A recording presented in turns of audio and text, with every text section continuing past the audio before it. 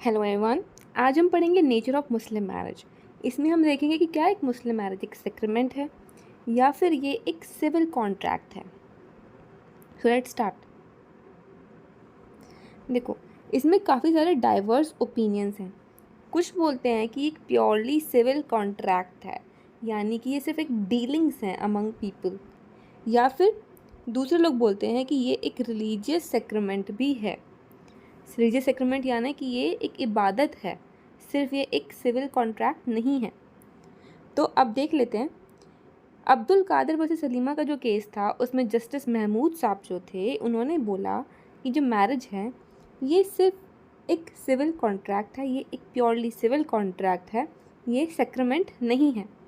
जबकि Mohammedan juris जो है अब्दुल रहीम, उन्होंने ये बोला कि जो इंस्टीट्यूशन ऑफ मैरिज है ये इबादत भी है, ये एक डिवोशनल एक्ट भी है, एंड साथ के साथ ये एक मौलमात भी है, दैट इज़ सिविल कॉन्ट्रैक्ट भी है, ये डीलिंग भी है लोगों के बीच में। तो अब हम देख लेते हैं कि ऐसी क्या सिमिलैरिटीज़ हैं मुस्लिम मैरिज की कॉन्ट्रैक्ट के साथ। देखो, जैसे एसेंशियल्स हैं सिविल कॉन्ट्रैक्ट के। प्रपोजल, फर्स्टली एक पार्टी प्रपोज करती है, जब भी कोई कॉन्ट्रैक्ट होता है दूसरी पार्टी एक्सेप्ट करती है, तभी जाके एग्रीमेंट बनता है। उस एग्रीमेंट के साथ आपको कंसिडरेशन भी चाहिए दोनों पार्टीज़ की तरफ से। देन जो कॉन्ट्रैक्ट एंटर हुआ है वो फ्री कंसेंट के साथ हुआ है, उसमें एक लॉफुल ऑब्जेक्ट है, साथ में दोनों पार्टीज़ कॉम्पिटेंट होने चाहिए। तो ये सारे एसेंशियल्स हैं जब जाके एक कॉन्ट्रैक्ट बनता है। सिमिलरली जो एक मुस्लिम मैरिज है उसमें भी काफ़ी सारे एसेंशियल्स जो कॉन्ट्रैक्ट के हैं वो मुस्लिम मैरिज में भी आते हैं। जैसे कि one party offers, other party accepts. Offer को बोलते हैं इजब, एक्सेप्टेंस इज कॉल्ड कबूल। तो मैरिज भी ऐसी होती है, एक पार्टी ऑफ़र कर रही है, दूसरी पार्टी एक्सेप्ट कर रही है। सेकेंडली, कोई भी मैरिज विदाउट फ्री कंसेंट नहीं होती है। मतलब कि आप कोअर्जन के थ्रू मैरिज नहीं कर सकते, फ्रॉड के थ्रू नहीं कर सकते, अनड्यू इन्फ्लुएंस के थ्रू भी नहीं कर सकते। तो विदाउट फ्री कंसेंट के मैरिज नहीं होती है। तीसरी चीज़, consideration. Dower is consideration in Muslim law. तो जैसे कॉन्ट्रैक्ट में कंसिडरेशन चाहिए, तो ऐसे ही जब मुस्लिम लॉ में शादी होती है तो डावर एक रकम दी जाती है जो हस्बैंड के द्वारा दी जाती है अपनी वाइफ को। Next is parties must be competent to contract. तो जो पार्टी शादी करती हैं वो साउंड माइंड होनी चाहिए, वो कैपेबल टू गिव कंसेंट होनी चाहिए, must have reach the age of puberty. जैसे कि जो कॉन्ट्रैक्ट्स होते हैं उसमें तो 18 साल की उम्र होती है, उसके बाद आप कॉन्ट्रैक्ट कर सकते हो। माइनर जो कॉन्ट्रैक्ट करते हैं वो वॉइड होते हैं। वैसे ही यहाँ पर जो है, जो एज ऑफ प्यूबर्टी है उसको मेजॉरिटी माना जाता है, तो तब वो कॉम्पिटेंट हो जाती हैं पार्टीज। बाकी सिमिलैरिटीज़ भी हैं जो कॉन्ट्रैक्ट के अंदर भी हैं और मुस्लिम मैरिजेस के अंदर भी, उन्हें देख लेते हैं। जैसे सेक्शन 62 है इंडियन कॉन्ट्रैक्ट एक्ट का, उसमें ये बोला जाता है कि जो एग्जिस्टिंग कंडीशंस हैं उनको चेंज किया जा सकता है, उनमें बदलाव लाए जा सकते हैं, ऑल्टरेशन हो सकता है पॉसिबल। वैसे ही जो मुस्लिम मैरिजेस में कॉन्ट्रैक्ट होते हैं उसमें भी कभी भी टर्म्स को बदलाव लाया जा सकता है, डावर में बदलाव लाया जा सकता है उसके जो कंडीशंस हैं उसमें। तो इसलिए ये भी एक सिमिलैरिटी है। Next is medium. जैसे जो इंडियन कॉन्ट्रैक्ट एक्ट में जो कॉन्ट्रैक्ट्स होते हैं वो टेलीफोन के ज़रिए हो सकते हैं, व्हाट्सएप के ज़रिए हो सकते हैं, ईमेल्स के ज़रिए हो सकते हैं, ऐसे ही जो मुस्लिम मैरिज है वो भी इन मीडियम्स के थ्रू हो सकती है। Next is divorce.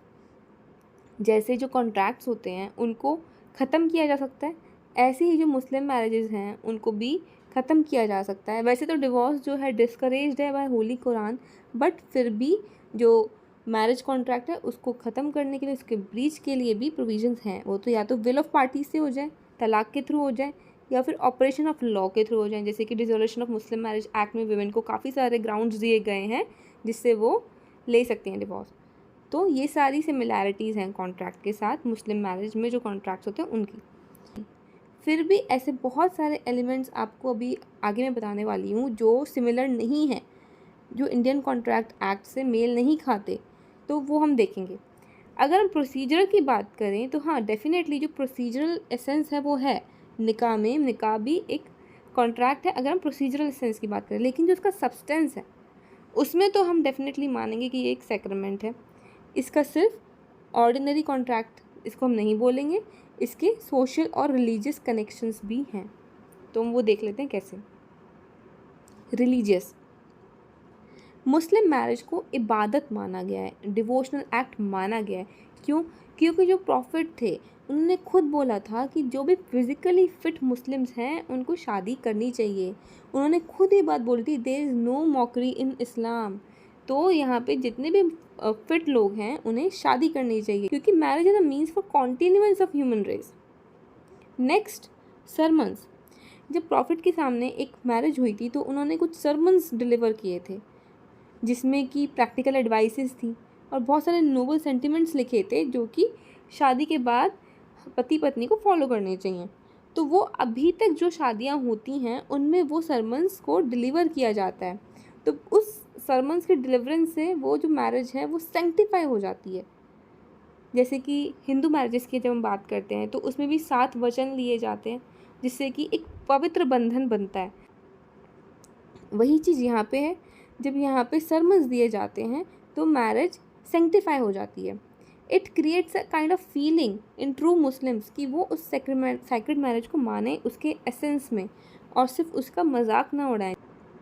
Next is, जब शादी होती है तो जो इंटीमेट रिलेशनशिप होता है मैन एंड वुमेन के बीच में वो उसको वैलिडिटी मिल जाती है। दूसरा, जो बच्चे हैं वो लेजिटिमेट हो जाते हैं। तो इस सेंस में ये जो शादी होती है ये सोसाइटी को फॉलनेस एंड अनचेस्टिटी से प्रोटेक्ट करती है, इसलिए इसके रिलीजियस कनेक्शंस भी हैं। Next is social. जब शादी होती है तो वुमेन को काफ़ी हाई सोशल स्टेटस मिल जाता है शादी के बाद। जिन औरतों की शादी नहीं होती हैं उनको समाज एक अलग नज़र से देखता है, और जिन औरतों की शादी हो जाती है उनको डेफिनेटली एक अलग ओहदा दिया जाता है। तो इसलिए जो वुमेन हैं उनकी सोशल स्टेटस काफ़ी हाई हो जाती है, हम ऐसा कह सकते हैं। दूसरा, जो प्री इस्लामिक टाइम्स थे, जो इस्लामिक लॉ जब नहीं आया था उससे पहले अनलिमिटेड पॉलीगैमी हुआ करती थी, कितनी भी शादियाँ कर लो। लेकिन अब क्या है, कंस्ट्रेंट्स आ गए हैं। अब जो पॉलीगैमी है वो, जैसे अगर हम इंडिया की बात करें तो सिर्फ 4 शादियाँ अलाउड है। अगर हम बाहर विदेशों में बात करें तो वहाँ पे शायद 7 अलाउड है। तो इससे ज़्यादा पॉलीगैमी प्रैक्टिस नहीं होती है। तो काइंड ऑफ एक सोशल रिस्ट्रिक्शन है। And another point is that there is ban on marriage between close siblings और रिलेटिव्स। नेक्स्ट पॉइंट इज, जो मैंने आपको पहले ही बताया था, it's not just a pure contract. कैसे?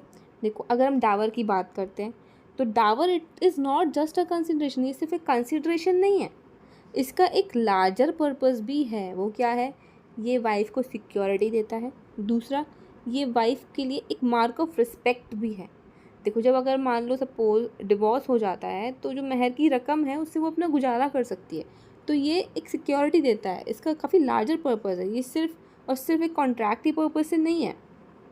दूसरा, जैसे कि जो सिविल कॉन्ट्रैक्ट्स हैं वो एक फ़िक्स पीरियड के लिए होते हैं, लेकिन ऐसा मुस्लिम मैरिजेज़ में तो हम नहीं कह सकते ना, वो तो कभी भी टूट सकती हैं। जब अगर रिश्ता ख़त्म हो गया तो शादियाँ टूट जाती हैं, राइट? तो इसलिए it can not be done for a fix period of time जो मुस्लिम मैरिजेज़ हैं। लेकिन यहाँ पे मुता मैरिज एक एक्सेप्शन ज़रूर है, जहाँ पर जो ये एक फ़िक्स पीरियड ऑफ टाइम के लिए की जाती है। Next is, unlike contracts it can be made contingent on future event. जैसे जो कॉन्ट्रैक्ट्स होते हैं वो कंटिजेंट कॉन्ट्रैक्ट्स भी हो सकते हैं जो किसी फ्यूचर इवेंट पे डिपेंडेंट हो, तब जाके वो कॉन्ट्रैक्ट फोर्स में आएगा, लेकिन ऐसा मुस्लिम मैरिजेज में नहीं होता है। फिर नेक्स्ट, जैसे ऑर्डिनरी कॉन्ट्रैक्ट्स होते हैं, जितने भी जो मटेरियल टर्म्स और कंडीशंस होते हैं वो कौन डिफ़ाइन करते हैं? वो पार्टीज़ खुद डिफ़ाइन करती हैं, खुद बताती है कि ये टर्म्स एंड कंडीशंस हैं जिसके ऊपर ये कॉन्ट्रैक्ट फाइनलाइज होता है। लेकिन ऐसा मैरिज कॉन्ट्रैक्ट्स में नहीं होता है वहाँ पे, क्योंकि अगर माइनर्स की शादी करवानी है या फिर ल्यूनेटिक्स की शादी करवानी है तो वहाँ पे गार्जियंस जो हैं वो वैलिडली मैरिज को कॉन्ट्रैक्ट कर सकते हैं अपने वार्ड्स के लिए। तो ये भी एक डिफरेंस हो गया। देयरफॉर हम ये कह सकते हैं it is not just a contract but also has social and religious purpose as well. So ये प्योरली सिविल कॉन्ट्रैक्ट भी नहीं है, प्लस इसमें सोशल एंड रिलीजियस पर्पसेस भी इन्वॉल्व हैं। And therefore it is neither purely a civil contract nor a sacrament. It is a blend of both. So this was all in this topic.